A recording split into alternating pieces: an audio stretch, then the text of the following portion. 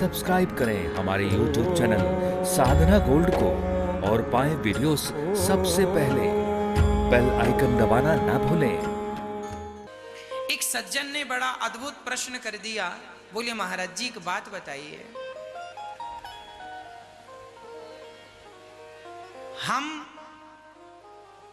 सुनते आए हैं कि भगवान की मर्जी के बिना पत्ता नहीं हिलता। यदि सब कुछ भगवान करते हैं तो क्या चोरी करने वाला चोर, क्या वो भी भगवान की मर्जी से होती है? गलत करने वाला व्यक्ति क्या भगवान की मर्जी से गलत करता है? यदि सब भगवान की मर्जी से हो रहा है तो फिर आज संसार में ये जो दुख व्याप्त है, क्या ये भी भगवान की मर्जी से है? हमने उत्तर दिया, भैया इस प्रश्न का उत्तर समझने के लिए एक छोटी सी कहानी सुननी पड़ेगी। एक व्यक्ति है, उसके पास एक बढ़िया सी गाड़ी है, 4 चक्के की। उसका एक ड्राइवर है। मालिक ने अपने ड्राइवर से कहा जाओ गाड़ी लेकर रेलवे स्टेशन जाओ, वहां से हमारे यात्री आए हैं रिश्तेदार, उनको लेकर आओ। मालिक की इच्छा से गाड़ी चलती है। मालिक बोलता है गाड़ी रेलवे स्टेशन जाओ लेकर, तो ड्राइवर रेलवे स्टेशन जाता है। मालिक बोलता है गाड़ी लेकर एयरपोर्ट जाओ, तो एयरपोर्ट जाता है। मालिक बोलता है गाड़ी लेकर बाजार जाओ, फलाना सामान लेकर आओ।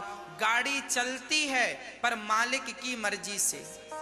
आज ड्राइवर गया रेलवे स्टेशन के लिए, रास्ते में उसका बैलेंस बिगड़ा और गाड़ी ले जाकर गहरी सी खाई में गिर गई,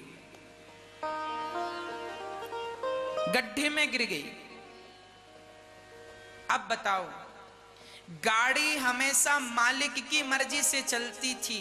जहां मालिक, गाड़ी का मालिक बोलेगा गाड़ी यहां जानी है सो गाड़ी वहीं जाएगी। पर आज गाड़ी गड्ढे में गिर गई तो इसका जिम्मेदार कौन है? मालिक जिम्मेदार है, गाड़ी का मालिक, या ड्राइवर जिम्मेदार है? प्रश्न आपसे मेरा है, कौन जिम्मेदार है? मालिक जिम्मेदार है? नहीं, ड्राइवर जिम्मेदार है। हां, क्यों? क्योंकि ड्राइवर के पास ब्रेक भी था और गाड़ी चलाने का सेंस भी था, समझ भी थी। तुमने ठीक से गाड़ी क्यों नहीं चलाई? समय पर ब्रेक क्यों नहीं दबाया? समय से गाड़ी कंट्रोल क्यों नहीं की? अब गाड़ी खाई में चली गई, एक्सीडेंट हो गया, उसका जिम्मेदार मालिक नहीं होगा, उसका जिम्मेदार ड्राइवर होगा। उसी प्रकार ये संसार परमात्मा रूपी मालिक का है। ये संसार परमात्मा रूपी मालिक से चल रहा है, पर हम सभी ड्राइवर हैं। ये संसार भगवान का है, वही चला रहे हैं अपने ढंग से, पर आप और हम ड्राइवर हैं। हमारे पास सोचने, समझने और निर्णय लेने की क्षमता है। हमें पता है, कोई आपसे कहे कि कुएं में कूद जाओ तो क्या आप कूदेंगे? आपको पता है कि कुएं में कूदने से मेरा नुकसान है। आप मतलब आपके पास समझ है कि क्या सही है और क्या गलत है। आपके पास समझ ना होती तो जिम्मेदार भगवान होता। गाड़ी में ब्रेक ना होता तो मालिक जिम्मेदार होता कि मालिक ने गाड़ी को ठीक नहीं कराई, तो ड्राइवर की क्या गलती? पर ब्रेक भी था, समय से ना लगाने से एक्सीडेंट हुआ। उसी तरह ये संसार भगवान की मर्जी से चलता है, पर आप लोग जो अपना निर्णय लेते हैं, सही गलत पाप पुण्य करने का, वो निर्णय आपका है। उस निर्णय के जब आपने चोरी की तो क्या आपको पता नहीं था हम गलत कर रहे हैं? हर चोर को पता होता है ये गलत है। यदि चोर पागल होता और पागलपन में चोरी करता तो उसका पाप शायद भगवान को लगता। पर तुम्हें अक्ल है, समझ है, सूझबूझ है, क्या सही है क्या गलत है। तुम्हें पता है कि पेड़ काटना गलत है, फिर भी पेड़ काटे, जंगल काटे जा रहे हो, काटे जा रहे हो, तो क्या इसका जिम्मेदार भगवान होगा? नहीं, आपके पास समझ है, उसके जिम्मेदार आप हैं। आपने अच्छा किया तो समझ आपकी थी, बुरा किया तो समझ आपकी थी। आपके अच्छे और बुरे कर्मों का फल परमात्मा तुम्हें देता है सुख और दुख के रूप में। ईश्वर जिम्मेदार नहीं है। आज संसार में जो भी हाहाकार मचा हुआ है, आज जो भी त्रासदी मची हुई है, इसके जिम्मेदार ईश्वर नहीं है। अरे किसी के भी दुख के जिम्मेदार परमात्मा नहीं है और किसी के भी सुख के जिम्मेदार परमात्मा नहीं है। हर व्यक्ति अपने अच्छे कर्मों से अच्छा फल भोगता है, बुरे कर्मों से बुरा भोगता। अब प्रश्न ये खड़ा हो गया कि महाराज जी, जब कर्मों का ही फल भोगना है तो फिर भगवान की भक्ति क्यों करें? हम अच्छा करेंगे तो अच्छा मिलेगा, बुरा करेंगे बुरा मिलेगा। जब कर्मों का फल ही भोगना है तो फिर राम नाम क्यों जपें, भगवान की कथा क्यों सुने? भगवान का नाम जपने से क्या फायदा? तो सुनो, ये तो सच है कि हमारे अपने कर्मों का फल हमें मिलता है। इसके उत्तर के लिए भी एक छोटी सी कथा मैं आपको सुनाता हूं। एक गुरु जी के दो चेले थे। एक चेला सत्संग करता था, एक चेला वैश्या के घर जाकर उसका मुजरा देखता था। एक दिन मुजरा देखकर वो लौटा, वैश्या का नाच देखकर लौटा, तो वहां सोने की थैली मिल गई, सोने से भरी थी। वो बड़ा प्रसन्न हुआ। और ये सत्संग करने वाला चेला सत्संग करके गुरु जी के पास जा रहा था कि इसके रास्ते में पांव में बड़ा सा कांटा चुभ गया, कील चुभ गई और पांव को फाड़ती हुई आर पार हो गई। लंगड़ाता लंगड़ाता वैद्य जी के पास गया, कील निकलवाई, दवाई लगाई और गुरु जी से कहा, गुरु जी मैं सत्संग करता था तो मेरे पांव में कील लगी और वो वैश्या के घर जाता था तो उसको सोने के सिक्के मिल गए।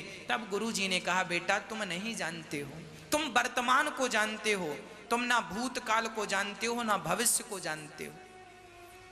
गुरुजी आप बताइए। गुरुजी ने कहा, बेटा उसे सोने की थैली मिली है ना, उसका पुण्य अधिक था पिछले जन्म का। आज के दिन उसे राजा बनना था, राजा को खजाने मिलने वाले थे इसको, पर इसने वैश्या के घर जा जा करके कुसंग कर करके अपना सारा पुण्य नष्ट कर लिया। तो इसका थोड़ा सा पुण्य बचा तो सोने के इतने से सिक्के मिल गए। और तुम्हें आज के दिन मृत्यु थी, आज तुम्हारे जीवन की लीला समाप्त होने वाली थी, पर तुम सत्संग करते रहे, और भगवान से जुड़े रहे, जिसके कारण परमात्मा ने तुम्हारी मृत्यु को टाल करके और तुम्हारी मृत्यु को टालकर एक लोहे की कील में तब्दील कर दिया। तुम्हारे पांव में जो कांटा चुभा, कील चुभी, वो तुम्हारी मृत्यु थी, पर मृत्यु को परमात्मा ने एक छोटी सी कील के रूप में टालकर उसे समाप्त कर दिया। जब आप ईश्वर से जुड़ते हैं तो आपके जीवन की तमाम वो परेशानियां समाप्त हो जाती हैं, संकट समाप्त हो जाते हैं। भगवान से जुड़ने का अर्थ ये है अपनी सदगति करना। हम संसार के लोग संसार में फंसे पड़े हैं, उलझ रहे हैं। यदि इस उलझन से सुलझना चाहते हो तो भगवान का आश्रय लेना ही पड़ता है जीव मात्र को। अरे यात्राएं तो एक पांव से भी होती हैं, पर दूसरा पांव भी साथ दे तो क्या बात है। अरे बच्चे तो माँ के बिना भी जिंदा रह लेते हैं, पाल पोस के कोई ना कोई बड़ा कर देते हैं, पर माँ का प्यार मिले तो बात ही अलग है। उसी प्रकार भगवान के बिना भी जिंदगी जी जा सकती है, पर भगवान का चिंतन, भगवान के साथ जिंदगी जिया जाए तो क्या नुकसान है। भगवान के साथ जुड़कर चलोगे तो आपके जीवन का सारा काम आप नहीं स्वयं भगवान करेंगे। कहाँ अच्छा है कहाँ बुरा है वो निर्णय देने की क्षमता भी ईश्वर प्रदान करेंगे। इसलिए भगवान की भक्ति इसलिए की जाती है कि जीवन में सदा भगवान हम सबकी रक्षा करते हैं। और भगवान 84 के चक्र से, भगवान के पास सबसे बड़ी चाबी है 84 के चक्र से बचाने की। नहीं हम जन्म पुनरपि जननम पुनरपि मरणम पुनरपि जननी जठरे शयनम भज गोविंदम गोविंदम भज मूढ़मते। यदि भगवान का चिंतन करेंगे तो 84 के चक्र से वो बचा लेंगे, अपने चरणों में पहुंचा देंगे। नहीं तो इस चक्र में घूमते रह जाएंगे, कई जन्म बीत जाएंगे।